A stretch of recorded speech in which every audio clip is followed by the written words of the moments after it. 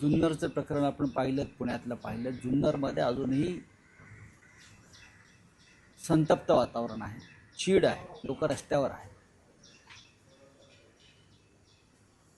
काय करतायत राज्याचे मुख्यमंत्री? तुम्हाला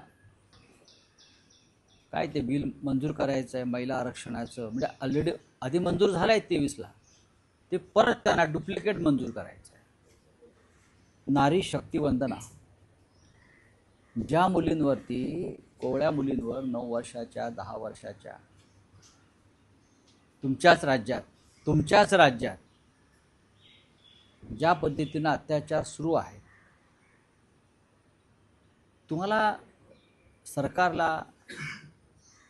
सरकारच्या वहिनी साहेबांना वेदना होत नाहीत का?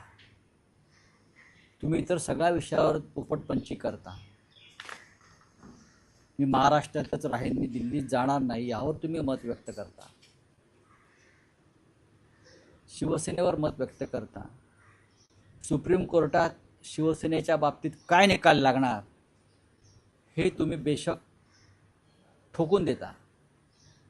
पण या महाराष्ट्रात सातत्यानं कोवळ्या मुलींवर अत्याचार होत आहेत, कोवळ्या मुली सर्पदंशानं मरत आहेत, आत्महत्या करत आहेत. त्यावर या राज्याचे मुख्यमंत्री, या राज्याच्या महिला उपमुख्यमंत्री, या राज्याचे डुप्लिकेट उपमुख्यमंत्री, ज्यांचं आता जाणारं उपमुख्यमंत्रीपद, त्यांना कधीतरी बोलावं असं वाटतं का? या देशाच्या प्रधानमंत्र्यांना, या देशाच्या गृहमंत्र्यांना